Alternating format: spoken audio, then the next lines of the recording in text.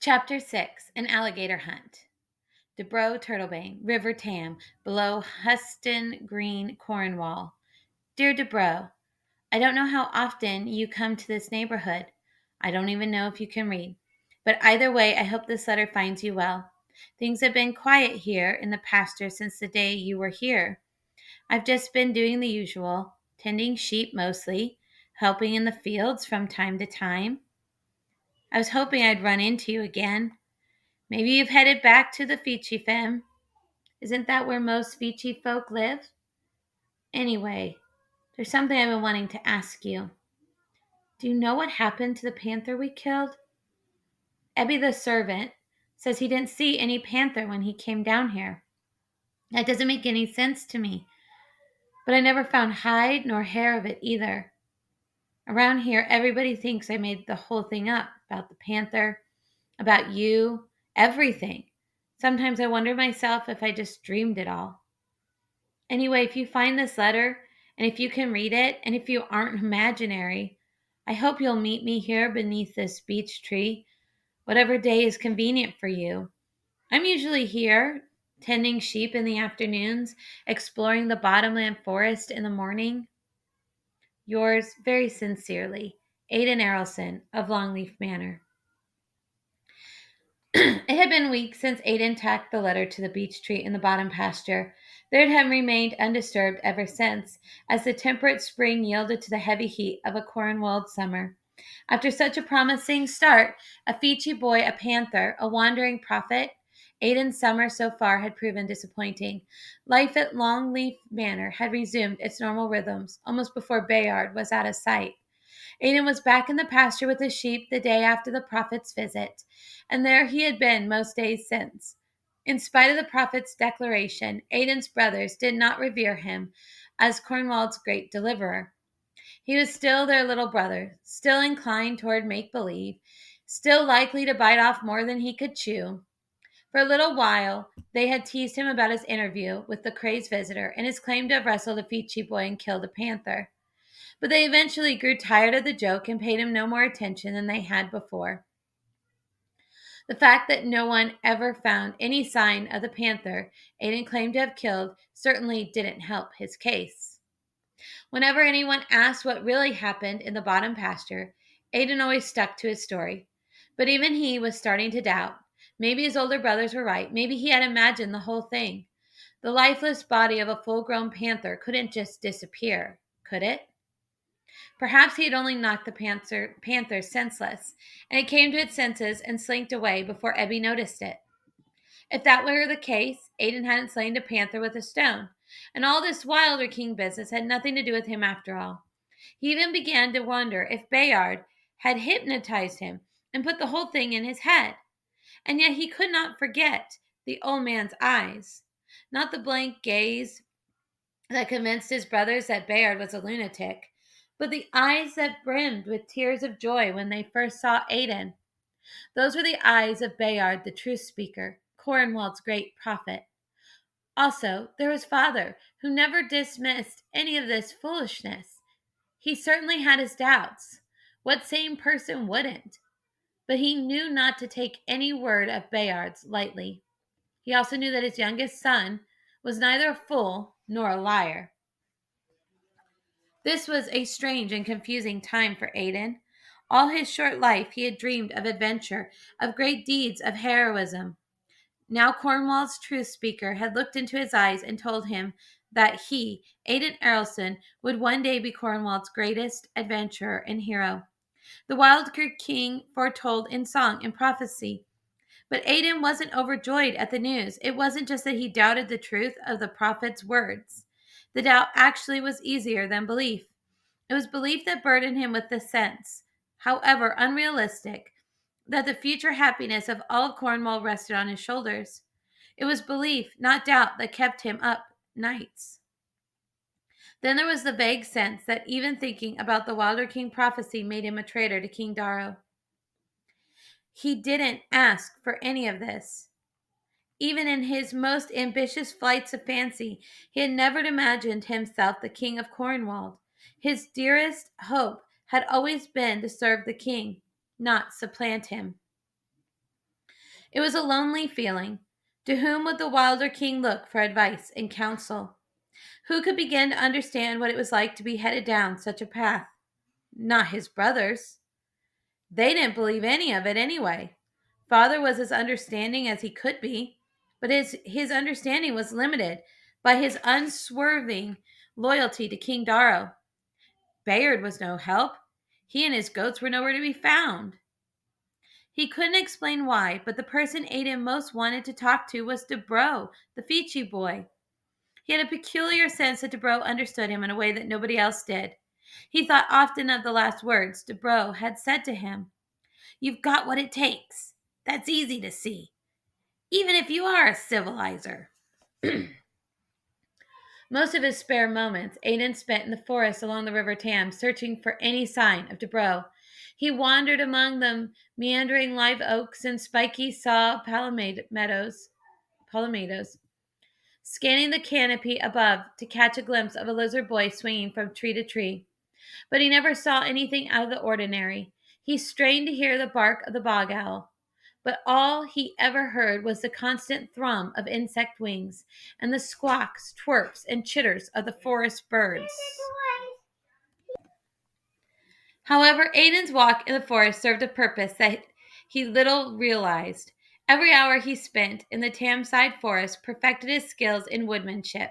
He had always known every bend in the river, every fallen log, every sandbar, a half morning's hike upstream and downstream from the bottom pasture. Now he knew every tree, every bush, every fold in the earth. He honed his climbing skills. He could clamber up all but the largest trees in the river bottom like a natural born Fiji. He learned to tell at a glance which vines were best for swinging and which vines made the best ropes. He learned the ways of the wild boar and the bobcat. He learned the habits of one animal in particular. An enormous bull alligator had taken possession of a little spit of sand at the river's edge near the indigo field. Every mid morning for a week before the hottest part of the day, Aiden had seen the great reptile napping in a little sunning nest it had wallowed out in the sand. It looked to be about 16 feet long, though Aiden had never gotten close enough to be sure. At supper one night, he mentioned this huge alligator to his father and brothers. Father's enthusiasm was evident. What I wouldn't give to have such a beast, he exclaimed, rubbing his hands together. Brennis laughed. What on earth would you want with an old bull alligator? To give it to King Darrow, father answered. What else? The king kept a large game preserve on the far side of the Tam. Earl often sent wildlife captured on Longleaf to the preserve, including several wild boars, a mating pair of turkeys, even an albino deer. But the alligators in the moat of Tambluff Castle were Darrow's most prized collection, and an alligator was the one animal Errol had never been able to give him.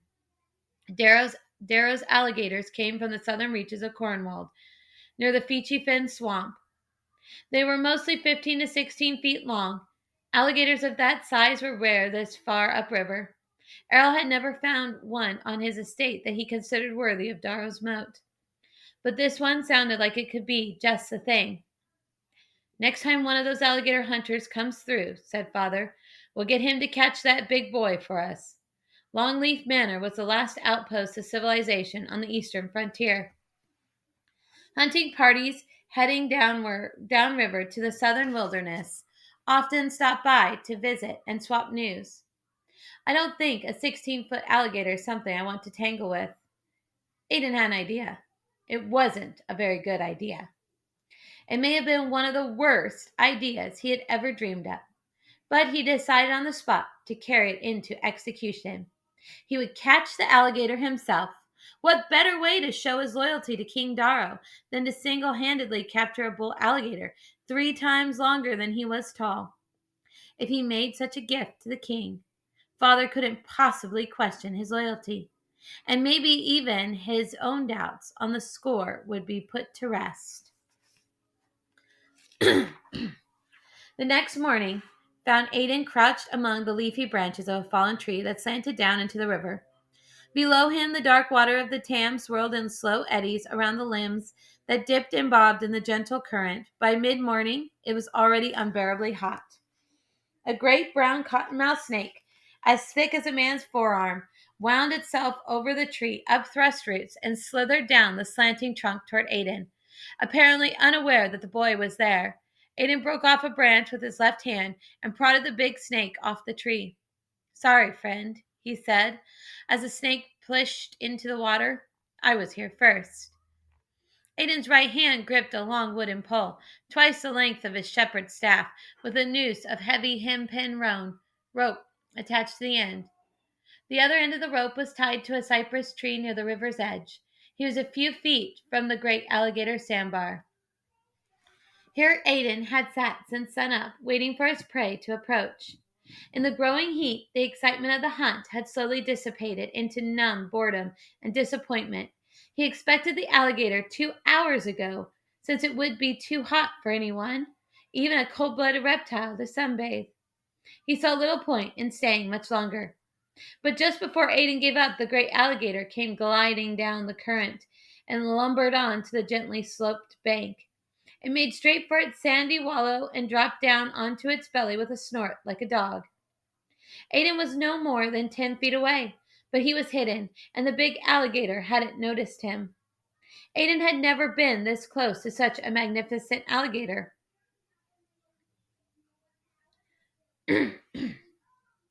Earlier, he had estimated to be 16 feet long, but he had saw now that he had not given the creature enough credit. It was at least 17, maybe 18 feet from its broad, knotty head to its tree-thick tail. The great belly was as round as that of a full-grown horse. The scars and indentation on the alligator's scaly hide told a history of many epic struggles with other bull alligators. But now it smiled the toothy, complacent smile of an animal that feared no enemy. Aiden braced himself against a stout tree limb. He felt for his hunting horn. If he got in trouble, he could always blow it. His brothers were in nearby fields, and all the Errolsons knew to come running any time they heard the distress call on a hunting horn. "Let's see if you have one more battle left in you," he whispered, as he lowered the noose end of the pole toward the alligator's snout. The alligator noticed the loop descending, but it did not move. It mistook the brown rope for a cottonmouth and had no intention of surrounding this sandbar to a mere snake. When the noose touched down on the sand in front of it, the alligator hissed warningly and raised up in an aggressive posture. This was exactly what Aiden had hoped for. With a quick flip of the pole end, he looped the noose over the alligator's snout, only now realizing that it may be in trouble. The alligator made an explosive lunge toward the river. The lurching force tightened the noose around the big reptile's chest, just about above the forelegs. Aiden had planned to drop the pole as soon as he felt the noose tighten, but he had miscalculated the suddenness, not to mention the force in which an alligator can move when it feels the need to. When the gigantic reptile hit the water, Aiden was still gripping the pole with both hands. The limb that supported Aiden splintered like a twig, and he catapulted out of the tree toward the snapping jaws of an angry alligator.